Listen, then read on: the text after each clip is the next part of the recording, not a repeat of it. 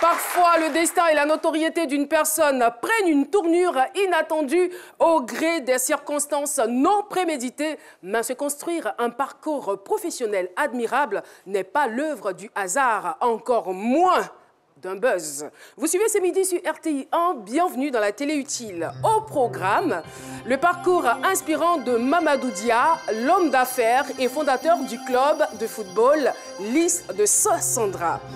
Vous le savez très bien, tous les jeudis, c'est midi à son atypique journal présenté par la journaliste interplanétaire Nadi Sabé. Nous aurons spécialement deux invités surprises au cours de cette émission et Dr Philo fera une entrée remarquable avec l'un d'entre eux. Et notre Paulus Agathon, quant à lui, dans ses malins, il nous parlera de business model. Vous avez tout ce qu'il faut pour passer un excellent moment de télévision. Restez-y. Parce que c'est midi!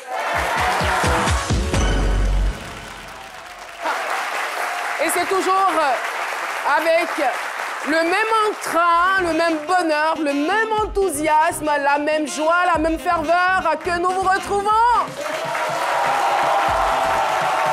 Paulus Agathon n'a pas du tout l'intention de dire le contraire. Bonjour, vous allez bien, vous pétez la forme. Je ne dirai pas. Bon, oui. Voilà. Non mais c'est vrai en plus. Il n'a pas voulu casser le rythme. Voilà, il a pris une voix un peu perchée pour garder le tempo. N'est-ce pas, Paulus? Vous avez très bien fait. Et qu'en est-il de notre journaliste interplanétaire? Ah bah oui, dédicace à tous les musulmans chez qui j'ai mangé. Oui. Voilà, merci beaucoup, le plat a été super. Enfin, les plats. Voilà, j'avoue. Merci beaucoup, Nadi Sabé. Et nous allons parler d'un sujet très important. Avant de recevoir notre invité de ce jour, l'invité principal de ce jour, nous avons le plaisir et l'honneur d'avoir le professeur Konan Nguessan Michel. Il est chef de service médecine interne du CHU de Treichville. Avec lui, on parle de la journée internationale du lupus. Merci de l'applaudir très fort. Bonjour et bienvenue sur notre plateau. Vous allez bien? Vous allez très bien, d'accord. Alors, on sait que le lupus, c'est une maladie inflammatoire. Chronique en plus, hein, qui est causée lorsque le système immunitaire est attaqué. Très bien, c'est ça. C'est cela, enfin, en des termes plus simples. Hein. Oui, voilà. En fait, je suis là pour parler de la journée mondiale du lupus, qui a lieu tous les 10 mai de chaque année. Et nous, les services de médecine interne du CHU de Treichville et du CHU de médecine interne du CHU d'Angers, nous avons décidé de mener des actions concrètes par rapport à cette maladie chronique qui est par moments gravissime, pouvant conduire à la mort. Et nous avons décidé donc de faire des conférences, mais aussi des tables rondes concernant cette pathologie. Et ça aura lieu au CHU de Treichville le 10 mai, mais qui sera précédé le 9 mai pour des consultations, par des consultations gratuites. Est-ce que c'est une maladie qui est connue? Justement, c'est pour cela que nous avons décidé, nous, en tant que praticiens hospitaliers, vu vraiment le nombre croissant de pathologies lupiques, on s'est dit, est-ce qu'il ne serait pas intéressant de sensibiliser la population et même les médecins généralistes par rapport à cette affection. Et c'est pour cela que nous avons décidé de faire ces différentes actions. Justement, parlons de sensibilisation. Déjà, il est bon que la population soit informée des premiers signes, des premiers symptômes de la maladie. C'est une maladie qui peut vraiment se manifester par une atteinte ostéo-articulaire ou simplement par une atteinte cutanée. Et du coup, le patient ira voir le dermatologue. En général, les dermatologues sont un peu avertis par rapport à cette pathologie. Mais elle peut se révéler aussi par une atteinte cardiaque. Le malade vient, on dit non, il y a de l'eau dans son cœur, une péricardite. Et le cardiologue qui découvre cette affection, s'il n'est pas vraiment averti, il va faire son traitement. Mais s'il est vraiment averti, aussi peut dire, mais écoutez, est-ce que cette jeune femme qui fait une péricardite, qui a des douleurs ostéo-articulaires, qui a un problème de peau, est-ce que ce n'est pas le lupus? Et l'envoyer, n'est-ce pas, aux médecins internistes que nous sommes, ou souvent aux rhumatologues. Vous avez parlé de traitement, on en guérit alors? Non, non, non, on ne guérit pas de cette maladie. C'est ça qui constitue la complexité de la maladie. Et même, je vous dis, par rapport au diagnostic, c'est vrai que cliniquement, on a les signes, mais aussi, il faut que immunologiquement, cela soit prouvé.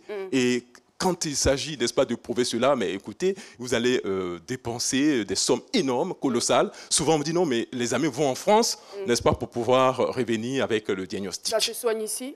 Oui, on a des médecins. Oui. Moi qui suis devant vous, vraiment, je traite constamment cette pathologie. Je suis spécialiste des maladies auto-immunes, des maladies rares. Et c'est pour cela que cette journée, effectivement, on va parler de lupus, mais aussi permettre à tous les professionnels de santé qui sont là de voir est-ce qu'il n'y a pas lieu de créer un réseau des maladies rares. Parce que, je vous dis, cette affection qui est le lupus peut provoquer chez la femme des avortements répétés. Et la dame, vue par le gynécologue, qui dit, mais écoutez, ça fait 3 fausses couches, 4 fausses couches. Si le gynécologue n'est pas averti pour dire, ah mais tiens, ça peut être un syndrome des antiphospholipides qui est à l'origine, alors la dame va penser que non, c'est sa tante qui est en train de lui jeter un mauvais sort, ainsi de suite. C'est l'Afrique. Justement, c'est l'Afrique. C'est les raisonnements africains.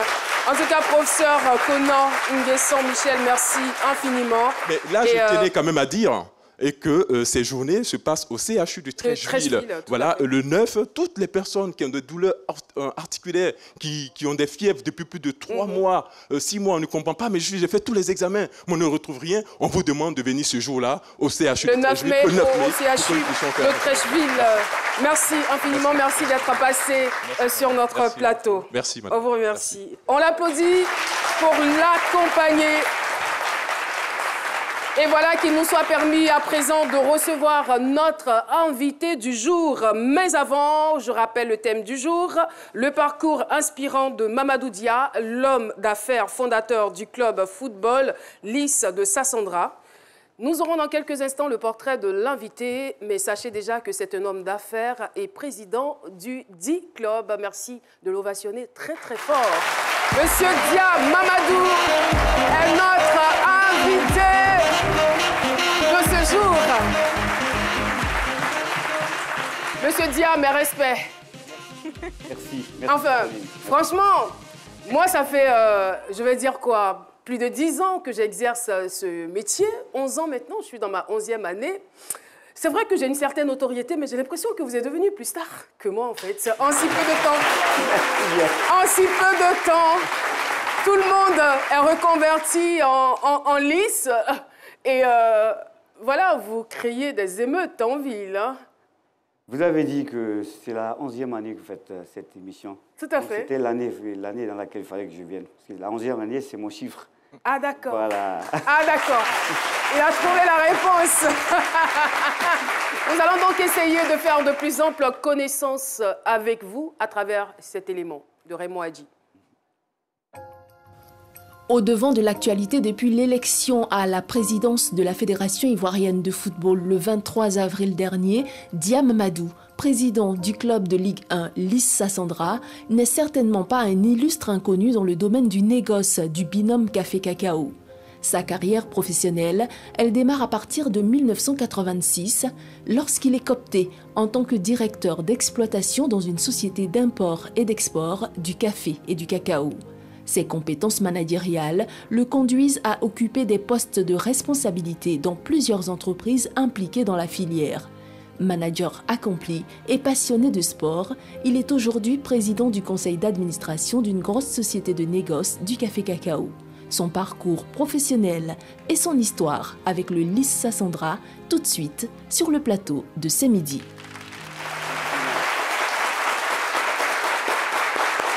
voilà, merci beaucoup. C'était donc un texte de Raymond Adji, lu par Nafi Touré. C'est les Félix ou quoi? Ouais. Alors, comme je le disais, vous vous êtes retrouvé propulsé ainsi en si peu de temps devant le feu des projecteurs. Comment est-ce que vous le vivez? Ben, c'est avec beaucoup de bonheur et beaucoup d'humilité que j'accueille tout ce qui tombe sur nous. Bonheur et humilité. Bonheur, humilité. Et puis, le bonheur est tellement immense que je n'arrive pas à trouver les mots. Toujours avec beaucoup d'émotions que j'en parle. Mais en même temps, c'est une interpellation parce que nous sommes des éducateurs et la jeunesse ivoirienne est très, très, très importante pour nous. Et donc, nous devons transmettre les valeurs que nos ancêtres nous ont apprises. Et c'est l'occasion de nous mettre devant les gens pour leur parler aux jeunes, et leur montrer le chemin qu'il faut suivre pour que la Côte d'Ivoire de demain puisse se construire sur une base saine. Donc, on est heureux, mais en même temps, c'est une interpellation. Nous n'avons plus le droit de faire des erreurs. Il faut qu'on soit un exemple pour nos enfants. Voilà. Alors, ce que vous dites est tellement important parce que lorsque on est comme ça, lorsqu'on est une personne qui crée, j'allais dire, un certain intérêt, qu'on se retrouve devant les feux des projecteurs et que beaucoup de personnes commencent à s'identifier à nous, il y a forcément une attitude à avoir. Absolument. Absolument, il y a une attitude à avoir. Et bon, Dieu merci que déjà nous sommes nés, nous avons grandi dans les valeurs qui sont la foi en Dieu. Et c'est la principale des choses. Ça, c'est au départ et à la fin. Ensuite, la valeur sacrée du travail. Le travail, ce n'est pas simplement pour gagner quelque chose, mais la valeur sacrée du travail. Parce que notre grand-père, il nous a appris qu'il fallait travailler. Et si nous n'avons rien à faire, il faut creuser un trou le matin, le soir, remplir le trou. Et le bon Dieu, il suit, il voit ce que nous faisons, la récompense va venir forcément. Donc, c'est la notion du caractère sacré du travail. Ensuite, il y a la fraternité, la solidarité. Si on est un ensemble, qu'on se met ensemble, on va soulever des montagnes. Habituellement, on déplace avec la foi les montagnes, mais là, on soulève les montagnes pour montrer à quel point on est fort. Justement, franchement, déjà, on est en début d'échange, on est au début de nos échanges, mais on apprend beaucoup. Ça nous montre la valeur de l'homme qui nous parle du travail avec tout ce qu'il a appris de son grand-père. C'est-à-dire que pour lui, l'oisiveté n'a pas sa place et le chômage non plus. C'est-à-dire que même si vous n'avez pas un travail qui vous rapporte de l'argent, un travail qui n'est pas rémunéré, il faut toujours chercher à faire quelque chose. Même si c'est du bénévolat, il faut s'occuper. C'est très important. Et c'est comme ça que la chance peut venir. Absolument. Il faut s'occuper et toujours en gardant la foi, s'occuper, toujours essayer. On aura des échecs parce que moi, dans ma vie, j'en ai connu beaucoup.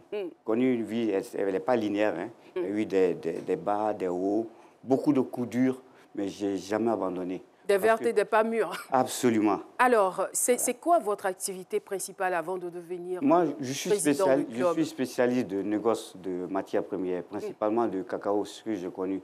Ça veut dire quoi concrètement? J'exporte du cacao qui part dans tous les pays du monde. C'est ça mon métier, vendre le cacao. Et depuis combien de temps vous exercez ce métier? Depuis novembre 86.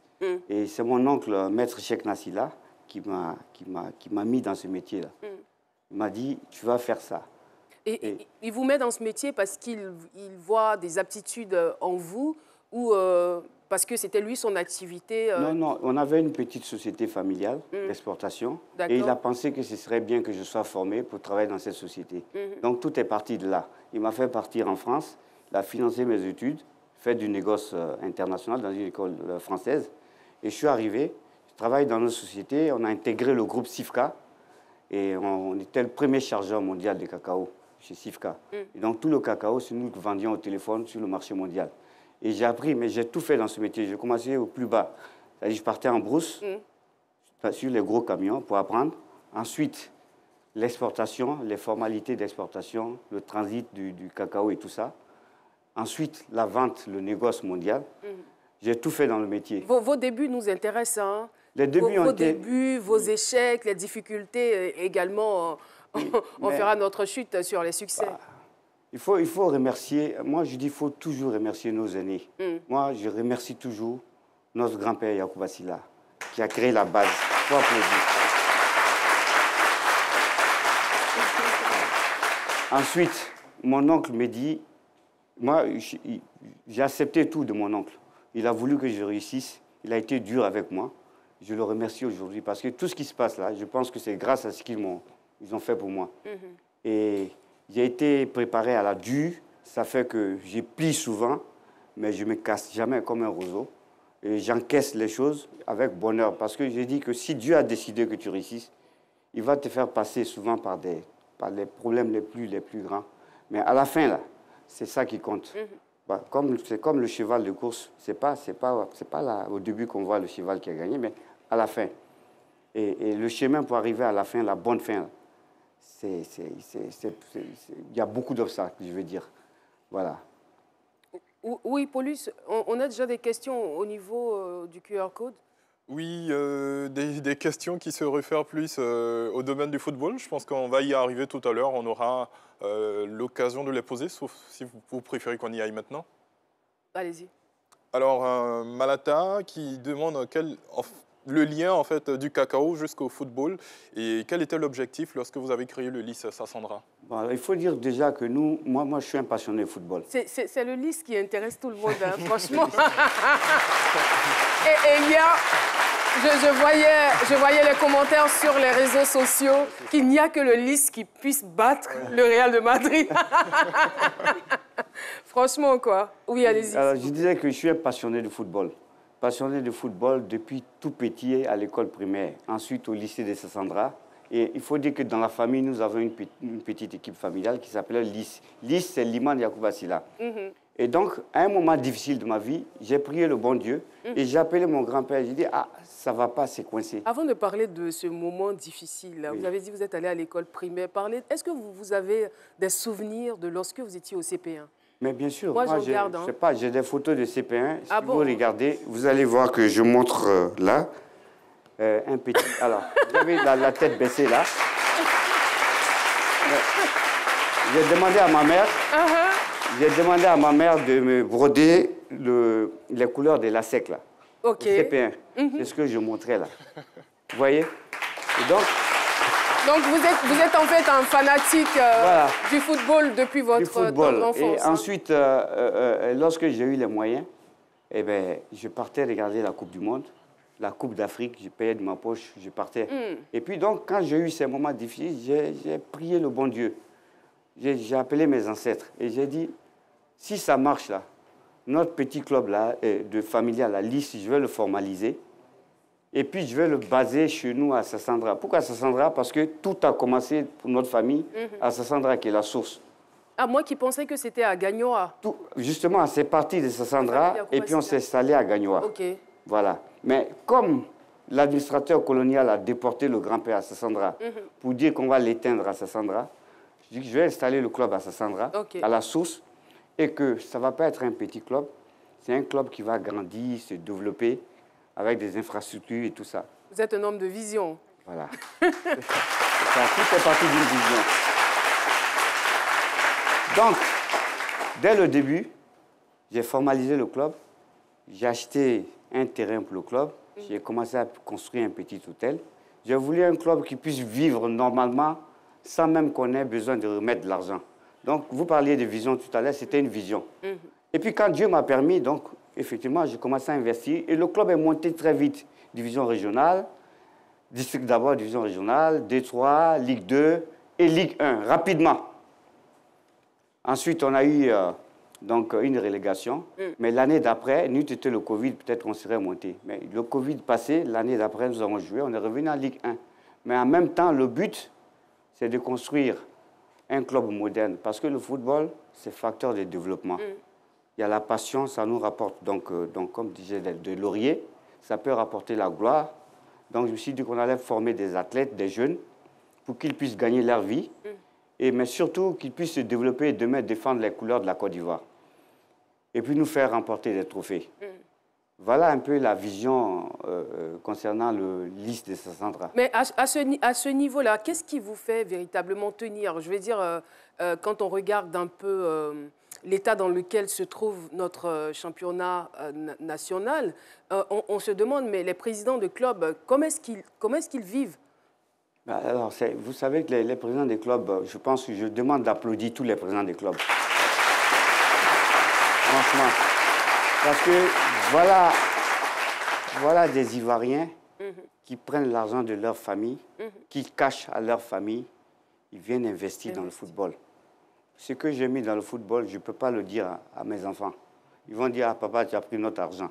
Je ne peux pas le dire à ma famille. On pourrait mettre dans autre chose. Mais c'est une passion. Mais je sais que, pour parler comme les Ivoiriens, ce n'est pas gâté. Ça va nous rapporter beaucoup. Parce qu'on va créer des emplois, on va créer des infrastructures, on va former des jeunes, on va les éduquer. Ceux-là vont partir. Ils vont nous rapporter de l'argent et puis ils vont nous rapporter des trophées qui vont rapporter beaucoup à la nation. Et c'est ça la vision.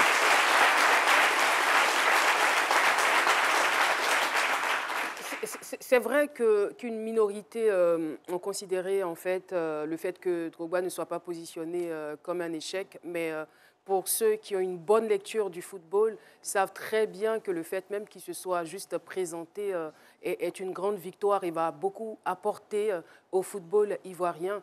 Mais en dehors de cela, qu'est-ce que vous pensez de cette élection de la FIF et de l'élection de la présidence de M. Diallo? Bon, je pense que les présidents ont décidé. Mais nous étions avec Didier Drogba parce qu'il nous a démontré sa vision qui colle bien à la vision de mon club.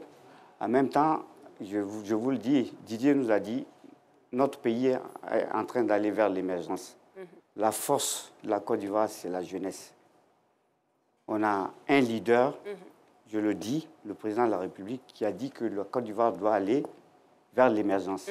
Mais nous tous, nous devons travailler pour ça. C'est une bonne vision. Et Didier, sa vision, c'était de développer la Côte d'Ivoire pour que le football rentre dans le wagon de l'émergence. Avec tous ces talents que nous avons. C'est clair. Maintenant, les présidents ont fait leur choix.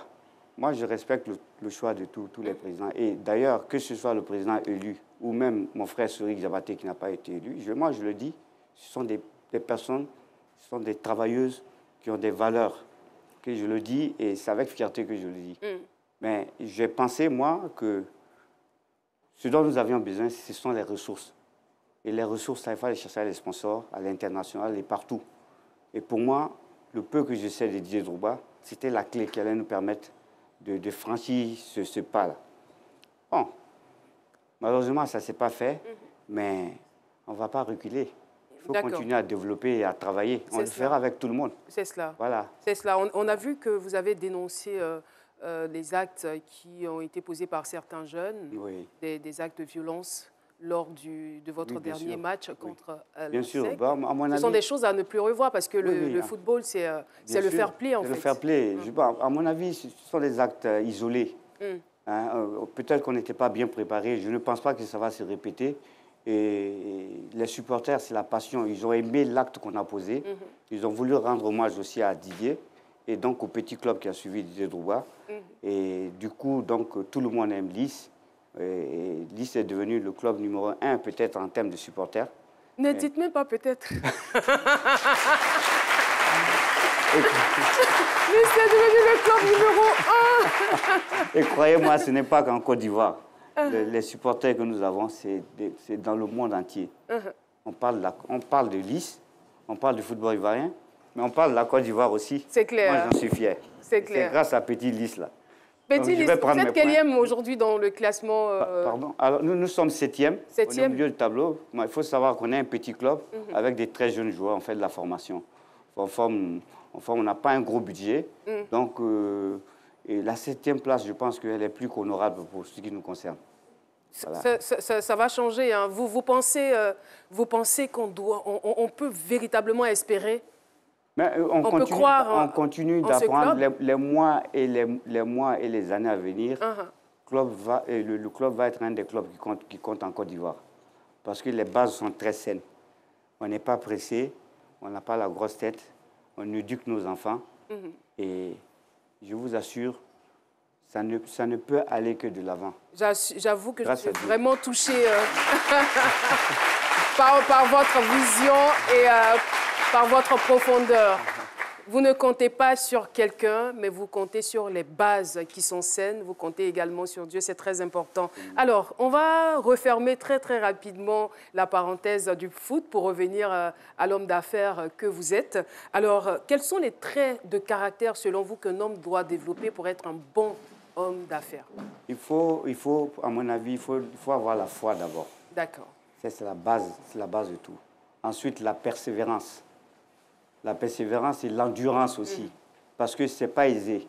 Il y a beaucoup d'échecs avant qu'on arrive à un succès. Mais les échecs que nous subissons, le succès est à l'intérieur. Il faut savoir lire ce qu'il y a dans les échecs. Il faut savoir analyser, mais avec beaucoup de calme. Beaucoup de calme. Même un coup dur qui arrive, il ne faut pas attraper la tête. Ce n'est pas la fin. Il faut dire que Dieu a fait ça pour quelque chose. Mais pourquoi il a fait ça? Il faut chercher. Chercher à comprendre et puis revenir. Mais ça peut vous aider à grandir. Oui. Oui. Actuellement, est-ce que vous ne sentez pas un peu... Allez-y, vous aviez envie d'applaudir, allez-y, applaudissez. Lâchez-vous. C'est votre petite transition avant ma question, ça ne gêne pas. Alors, en ce moment, est-ce que vous ne sentez pas une énorme pression? C'est-à-dire que... Désolée, moi, je ne connaissais pas le club. Franchement, moi non plus. Moi, je ne connaissais pas le club. Pourtant, ils sont en Ligue 1. Oui, je ne connaissais pas le club. C'est juste après les élections et tout que j'ai connu le club. Mais est-ce que vous ne sentez pas une énorme pression? Parce que tout le monde est derrière vous en même temps. Est-ce qu'il n'y a pas une énorme pression au niveau des joueurs et tout ça? Parce que tout le monde compte sur vous, apparemment, maintenant. Oui, mais bon, les joueurs, il n'y a pas de problème. Moi, déjà, les joueurs sont préparés. Les joueurs, ceux qui rentrent à Lys, nos valeurs, là, tout de suite, on leur inculque ça. Nous, là, c'est très simple. C'est une famille. Nous sommes ensemble. Quand on a 5 francs, on partage 5 francs. Si on a 1 million, on partage 1 million. Mais le meilleur est devant, mais ça dépend de nous. Si nous restons ensemble. Maintenant, la pression dont vous parlez et tout ça, comme je disais tantôt, tout ce qui arrive pour moi, c'est une interpellation. C'est une interpellation pour mieux faire et ne pas trahir les gens, leur faire honneur. Mais ça, ce sont des valeurs qui sont ancrées en nous déjà. Donc, on va continuer dans ces trends. Et Dieu merci, vous nous permettez, grâce à votre antenne et à tout ce qui se passe, ça nous permet de diffuser ce message-là. Mais on voit que ça plaît aux gens. Ça plaît parce qu'ils savent que c'est le langage de vérité. Le langage de la foi, la vérité et puis de la fraternité, là, ça ne ment pas. Le langage de la division, là, c'est à bannir. La violence, c'est à bannir. C'est ça. Et puis, nous sommes quand même dans un pays qui est béni. La Côte d'Ivoire est bénie. Nos ancêtres nous ont dit que c'est parce qu'ils sont venus en Côte d'Ivoire parce que la terre de Côte d'Ivoire est bénie. Il faut développer. Et nos grands-parents ont aidé, ils ont travaillé avec Houphouët-Boigny pour faire l'indépendance de la Côte d'Ivoire, l'émancipation de l'Ivoirien. C'était sacré. Mais nous, c'est ce qu'on continue à notre petit niveau, avec la jeunesse, tout le monde. Alors, moi, par rapport à ça, le poids, la pression, on met ça de côté. D'accord. Voilà. Comment vous arrivez, M. Dia, à cumuler vos activités au niveau du club et du négoce? Non, il faut dire que là, le football, ça m'a tellement pris ces dernières années qu'à un moment donné, mes activités même ont pris du coup. Un coup par rapport à ça. Mais en même temps, ça m'a procuré beaucoup de joie et beaucoup de bonheur. Ça fait que lorsque je me trouve sur une aire de jeu ou à l'entraînement avec mes joueurs, le bonheur que j'ai, il est plus grand que lorsque j'allais négocier un contrat de cacao à Amsterdam ou à Rotterdam. Parce que le minimum dont on a besoin pour vivre, mais Dieu merci, on a ça. Moi, lorsque je me retrouve à la plage à Sassandra avec un poisson braisé, mais je vais demander quoi de plus au bon Dieu? On est largement dans. Alors, nous n'allons pas offrir du poisson braisé à nos téléspectateurs. Nous allons plutôt leur demander d'aller dire à ceux qui ne suivent pas ces midis, je suis sûre qu'ils sont rares, venez, mettez-vous devant votre télévision et regardez ces midis parce que nous recevons la star du moment. C'est l'heure de la pub. À tout de suite. Le meilleur de la fibre optique, c'est chez Move Africa. Désormais, profitez d'un débit internet de 15 mégabits par seconde à seulement 15 000 francs CFA et connectez toute la famille. En plus, avec la fibre optique de Move Africa, vous avez droit à de nouveaux forfaits tout aussi avantageux, allant jusqu'à 300 mégabits par seconde, une connexion ultra rapide au débit et un accès internet illimité au débit. Tout ce qu'il faut pour égayer toute la maison. Et ce n'est pas tout, les frais d'installation sont gratuits. Rendez-vous vite en agence. Alors, qui fibre mieux ? Move Africa, un monde nouveau vous appelle.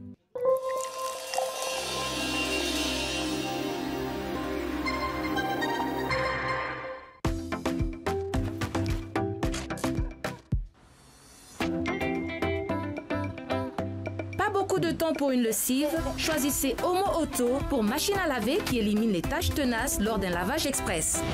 Faites moins la lessive et profitez plus de la vie. Avec Omo Auto, un seul lavage express suffit.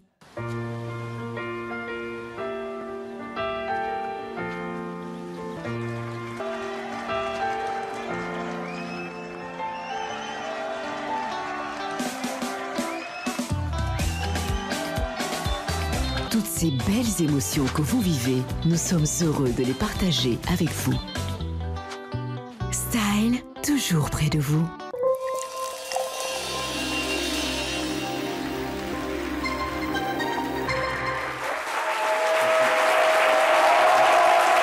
Merci beaucoup, public de ce midi. Nous sommes donc de retour sur notre plateau, toujours avec Monsieur Mamadou Dia, homme d'affaires, fondateur du club de football, le Lys de Sassandra. Et c'est avec un grand bonheur que nous découvrons la double casquette de l'homme, homme d'affaires dans le négoce, également président de club. Paulus Agathon, avons-nous des questions au niveau du QR code? Oui, bien sûr. Des questions, j'en suis sûr, relatives au foot. Oui, j'ai envie de dire à 99%, mais bien avant, permettez-moi d'en placer une. Allez-y. Alors, Monsieur Dia, on le sait, les gens sont férus de l'effet populaire, l'effet buzz. Est-ce que vous ne craignez pas que cette effervescence autour de votre club s'estompe au bout d'un certain moment? Non, moi, pour moi, c'est très simple. Hein. Déjà, nous étions très heureux avec ce que nous avions.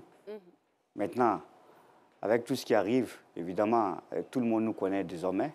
Moi, la seule chose dont j'ai peur, c'est que demain, on ne puisse plus transmettre le message de paix, de développement et de formation des jeunes que nous avons sous la main.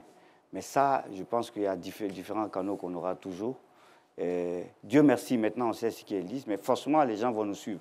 Nous le savons. Maintenant, il ne faut pas qu'on déçoive. Moi, c'est ma seule crainte. Et toute tâche humaine n'est pas aisée, c'est très difficile. Mais il faut qu'on fasse des efforts pour ne pas décevoir les gens. C'est tout. Alors, mais justement, à ce niveau-là, oui. Quelle est votre stratégie pour maintenir le cap et surtout vous élever à un certain niveau? On a un club qui s'organise, qui veut aspirer au standard des clubs, les meilleurs clubs possibles. Voilà. Donc, nous travaillons ardemment là-dessus. Et Dieu merci, le peuple, la population, les sympathisants, ils sont à côté de nous. On a des messages de partout. Alors, après, qu'est-ce qui va se passer?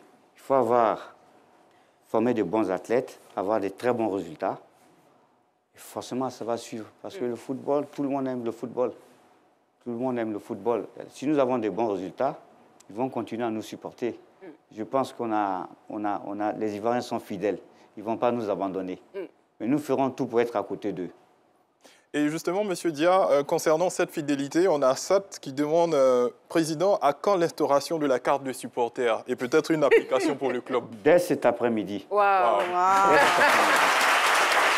Chap, hein. Je me serais trouvé à la place d'un téléspectateur, je lui aurais demandé, vous avez gagné combien de francs en tout et pour tout au jour d'aujourd'hui? Moi, je n'aime pas trop parler d'argent. Mais vous cherchez l'argent et vous savez en gagner. Oui, parce que mes joueurs en ont besoin. J'ai besoin d'argent pour finir le terrain de Sassandra. D'accord. Les infrastructures, nous en avons besoin. Mais je vous assure, lorsque les Ivoiriens nous versent 100 francs, 25 francs CFA, 200 francs, 300 francs, mais c'est énorme. C'est énorme. Alors, lorsqu'une personne vient avec des milliards pour investir, ça n'a pas la même valeur pour moi que 1000 personnes qui viennent donner 100 francs, 200 francs. Parce qu'ils le font avec le cœur et la foi. La baraka qu'ils mettent dedans, la baraka qu'il y a dessus, ça a plus de valeur que les milliards qu'on peut nous envoyer. Et c'est ce que nous vivons actuellement. En tout cas, de façon très intelligente, vous avez éludé ma question. Mais qu'est-ce que ça peut vous permettre de faire de façon concrète? On va communiquer. Votre question, de toute façon, on va communiquer là-dessus. Peut-être pas sur ce plateau, mais dans tous les cas, on va communiquer là-dessus. D'accord. Voilà. D'accord. Est-ce qu'il vous arrive parfois de donner des conseils, en fait, à vos joueurs pour qu'ils entreprennent, qu'ils rentrent dans le domaine de l'entrepreneuriat? Absolument. Je ne sais pas si c'est compatible. Non, c'est ce qu'on fait. Moi, ce que je fais, généralement, je les reçois par petits groupes chez moi. Je leur explique ce qu'il faut faire. Et je prends l'exemple sur ma personne. Les choses que j'ai ratées dans la vie, les choses sur lesquelles il faut insister. Et tout ça, je leur apprends. Je leur apprends que dès que tu commences à jouer, que tu as un peu d'argent, la première chose, c'est la terre qui est sacrée. Et puis, s'occuper de ses parents. C'est très important. Mettre l'argent de côté, investir dans des choses qui sont solides, qui ne mentent pas. La terre, ça ne ment pas. La pierre, ça ne ment pas. Ensuite, on peut faire tout ce qu'on veut après. Et donc, ce sont des choses qu'on apprend à nos joueurs. Et pour l'instant, nous sommes un petit club, mais on va arriver à un stade où peut-être on va mettre, je pense que ça, c'était dans notre projet avec Didier Drogba, que nous allons développer. Et on va développer des systèmes de... Vos joueurs gagnent en moyenne combien de francs par mois? On a un petit budget. Et on a nos joueurs, en moyenne, c'est des salaires de 100 à 120 000. Il y en a qui gagnent un peu plus. Et puis, les aspirants, les stagiaires, ils ont un peu moins. Mais c'est vraiment un très petit budget. Ça va changer bien. Mais ça va changer. Voilà. Merci beaucoup. Merci beaucoup, Monsieur Dia, pour tous ces conseils. En tout cas, on vous demande de rester avec nous jusqu'à la fin de cette émission. Je vais donc vous proposer de suivre le journal de notre journaliste interplanétaire. Ah oui. Nadia Sabé. Oui. C'est parti.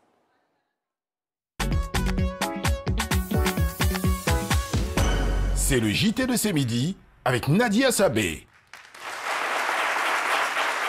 Le mois de jeûne du Ramadan 2022 a pris fin pour les musulmans pratiquant le dimanche 1er mai. À cette occasion, la communauté musulmane est appelée au partage, à mettre en avant les liens de famille et d'amitié. Mais il y a des personnes qui n'ont pas encore digéré certaines attitudes de leurs frères musulmans pendant ces moments de jeûne. Un reportage de Mamadou Zoblès. Carême là, c'était chaud au début, hein. Mais voici, ça c'est fini maintenant. C'est la fête partout, même au marché, même c'est gâté. Jusqu'à Aïcha Gros-Cœur fait promo sur ses légumes. Ah non, c'est Aïcha la fête, ce n'est plus Aïcha Gros-Cœur. C'est la fête, c'est comme la vieille. Bisous là-bas, je te claque le bisou, depuis ma position. Mais c'est qu'elle a oublié, il y a une de ses clientes qui a gardé rancune contre elle. Hein. Pour elle, là, c'est pas aujourd'hui que Aïcha va rire avec elle. Voici la dame de la dernière fois. C'est elle, hein? Oui, elle a demandé pardon. Non, la vieille, elle s'est maigre. Non, il faut laisser ça. Si elle me parle mal, là, je suis foutue. Hein? Il n'y a pas de problème. Il faut prier pour moi, la vieille. Ah, j'ai compris. Il faut prier, bien. En tout cas, tu sens que la vieille même a gros sur le cœur, quoi. Madame, il y a quoi? Il y a quoi? Il y a quoi? Non, c'est la fête. Quelle fête? Viens danser là. La fois dernière, il y a ici passé, tu m'as dit quoi? Tu as dit quoi, comment? Tu étais en carême là, tu m'as dit quoi? Au-delà donc carême est fini. Attends, non mais madame. Bonne fête à toutes les femmes, à tous les hommes. Bonne fête de Ramadan. Sauf celle-là seulement. Moi, je suis rancunier, non, ne me provoque pas. Celle-là seulement, là, je ne lui dis pas bonne fête. Tout ça là, ça n'a rien enlevé dans l'inspiration de Aïcha, hein. Elle danse et puis elle chante comme si de rien n'était. Mais bon, un peu plus loin, voici un Mogo. Lui, depuis le matin, il court, il crie. Il court, il crie. Nous-mêmes, on ne sait même pas il a quel où est même. Bon, après, on a essayé de savoir pourquoi il est content. Je suis en joie pendant un mois. Hey, frère, ça, il n'a rien goûté. Là, carrément, mes filles, c'est gâté ce soir, ma femme. C'est gâté, on fera les roues casse-casse désordonnées, perpendiculaires, parenthèses, horizontales, équilibrées, couchées, debout. Merci beaucoup. C'est gâté. Vraiment, frère, c'est une bonne fête à toi et à tous nos frères et sœurs musulmans. Dans le cadre de la lutte contre le trafic illicite des drogues, la Côte d'Ivoire a effectué une opération de grande envergure qui s'est soldée par la saisie de plus de 2 tonnes de cocaïne sur son territoire. Il faut noter que la drogue est un produit susceptible d'entraîner une dépendance physique et ou psychique. Notre enquête de cette semaine s'est portée sur d'autres formes de dépendance. Une enquête signée Pindri Bidjemio. C'est même pas vous. Comme à son habitude, dès son réveil, Monsieur Toyiboyi Richard prend son petit déjeuner assez différent des autres. Oi! Ah, Baudouin! Ouais, on voit mon outil de travail là.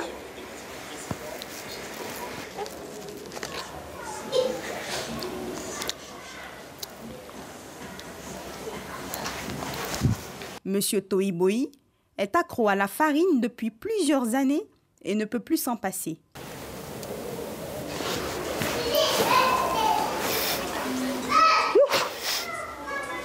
Ouais. Ta maman là, elle est où même? Une situation qui déteint négativement sur sa santé, mais aussi sur son couple. C'est pas petit à faire. Quand tu vis pas avec moi là, tu penses que j'essaie de te raconter une histoire. C'est pure réalité que je vis. Mon mari là, il ne comprend plus. À force de prendre la farine jusqu'à nez là, ben grossir de jour en jour. C'est après maintes réflexions que M. Toyiboyi décide d'aller voir un psychologue dans le but de trouver une solution à son problème. Mais à sa grande surprise, il n'est pas le seul à avoir un problème assez rare. Bonjour, bienvenue sur le psychiatre Boson. Quel est votre souci, madame, s'il vous plaît? Franchement dit, je suis accro à la chaleur d'en bas de ma mythe. Je suis accro au charbon. Franchement, ça me fatigue. Si tu peux faire quelque chose pour moi, regarde, tu entends monter. Ça fait maintenant 5 ans et demi, je suis accro à la farine. Ma femme en souffre, mes enfants pleurent tous les jours. Ils ne reconnaissent plus leurs parents. Mon nez grossit de jour en jour. Je vais gérer votre situation. Parce que moi-même, avant, j'étais accro même au goudron. Chaque matin, midi, soir, je dois laper le goudron. Je lapais, je lapais même. Chaque jour, quand il me réveille comme ça, je dois sentir le goudron. Est-ce que M. Toyiboyi et ses collègues s'en sortiront? Une question dont nous ignorons la réponse. Et voilà, c'était tout pour aujourd'hui. Ça va? Oui, ça va. Pourquoi? Qu'est-ce que vous voulez rajouter? Non, rien. Ça va, tout va bien? Ça va. C'était vous, là? Non, hein. Ah non. C'était un reportage de Adjoa Pendra. Voilà, je ne me reconnais pas dans ce fait. Merci beaucoup, Nadi Assabé. On part pour la deuxième pub et on se retrouve pour la dernière ligne droite. Le meilleur de la fibre optique, c'est chez Move Africa. Désormais, profitez d'un débit internet de 15 mégabits par seconde à seulement 15 000 francs CFA et connectez toute la famille. En plus, avec la fibre optique de Move Africa, vous avez droit à de nouveaux forfaits tout aussi avantageux, allant jusqu'à 300 mégabits par seconde, une connexion ultra rapide au débit et un accès internet illimité au débit. Tout ce qu'il faut pour égayer toute la maison. Et ce n'est pas tout, les frais d'installation sont gratuits. Rendez-vous vite en agence. Alors, qui fibre mieux? Move Africa, un monde nouveau vous appelle. Et voilà, on est de retour. Paulus Agathon, Business Model, c'est avec vous. C'est tout de suite et maintenant. C'est malin avec Paulus Agathon. Eh bien, le business model, ou si vous préférez modèle économique en français, c'est tout simplement un document qui, contrairement au business plan qu'on a vu la semaine dernière, qui est lui volumineux, le business model, lui, il est plutôt court puisqu'il tient sur une page ou on peut dire peut-être jusqu'à 2 pages. Alors, qu'est-ce que c'est? C'est un aperçu qui décrit votre projet, ce que vous faites, ce que vous voulez faire et la façon dont vous voulez procéder. Alors, on peut le considérer en fait comme la version courte du business plan. Quels sont les avantages? C'est que contrairement au business plan, vous n'avez pas à écrire énormément de mots, énormément de pages. Vous avez un tableau qu'il faut renseigner avec les différents éléments qui doivent s'inscrire dans ces différents piliers-là. Et justement, dans le tableau, on a 9 piliers qui sont les 9 piliers du business model. Parlons de la structuration. En premier lieu, on a le segment client. Donc, dans le segment client, c'est quelle est votre cible, ce que vous voulez toucher à travers votre produit, qui sont-ils, qu'est-ce qu'ils font. On a ensuite ce qu'on appelle la proposition de valeur. En deuxième lieu, la proposition de valeur, c'est qu'est-ce qui fait qu'on doit choisir en fait ce que vous proposez plutôt que ce que votre concurrent fait. En troisième lieu, on a les canaux et dans les canaux, on a à la fois les canaux que vous allez utiliser pour communiquer, mais aussi les canaux que vous allez utiliser pour vendre. Donc, est-ce que vous vendez sur Internet? Est-ce que vous vendez dans une boutique physique? On a en quatrième lieu la relation client. C'est comment vous communiquez avec votre client. Est-ce que c'est via un site web que vous communiquez avec eux? Est-ce que c'est via un call center? Donc, c'est ce que vous mettez dans cette case-là. Et on a les flux de revenus en cinquième position. C'est tout simplement comment vous allez allez gagner de l'argent tout simplement. Est-ce que c'est des pourcentages, à des marges particulières? C'est ce qu'il faut mettre là. En 6e lieu, on a les activités clés. Et là, dans ces activités-là, c'est ce qui va faire que votre entreprise va tourner. Les activités sans lesquelles vous ne pouvez pas générer de revenus. On a en 7e lieu les ressources clés. Et dans les ressources, c'est à la fois les ressources matérielles et les ressources, on va dire, humaines. Donc, si vous avez besoin, par exemple, de caméras, pour une entreprise comme la RTI, vous pourrez mentionner cela là-bas. Vous avez besoin de cadreurs, donc de ressources humaines. Vous pourrez mentionner cela dans la case des ressources clés. Il nous reste 2 étapes, à savoir les partenariats clés et la structure de coûts. En ce qui concerne les partenariats clés, c'est les partenaires dont vous avez besoin pour certaines activités que vous ne pouvez pas ou que vous ne savez pas faire. Supposons que vous avez une entreprise d'architecture éphémère, donc vous faites des chapiteaux et tout ça, mais vous n'avez pas de chaises. Donc, vous allez faire de la sous-traitance avec une structure qui propose des chaises. C'est un partenaire clé. En dernier lieu, on a la structure de coûts. Après les flux de revenus, c'est les flux de coûts qu'il faut définir. Donc, les coûts de chaque chose que vous allez implémenter. Et évidemment, ça doit être bien supérieur au flux de revenus. Voilà. Merci beaucoup, Paulus Agathon. Quand j'ai vu la case bleue, la case des ressources clés, j'ai pensé en fait au logo du BIS. Mais bon, on salue très très rapidement la présence et l'arrivée de Dr Philo sur ce plateau.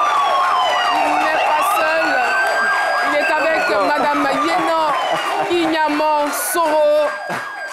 Elle est directrice des programmes et contenus du Cyber Africa Forum et secrétaire générale de CyberOps. Made Africa Safe, merci de votre présence. Ça va?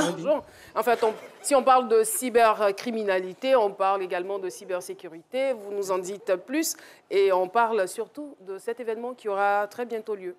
Oui, effectivement. Le Cyber Africa Forum aura lieu les 9 et 10 mai au Radisson Blu. Donc, la thématique abordée, c'est la souveraineté numérique, protection des données, levier, on va dire, de croissance pour l'économie en Afrique surtout.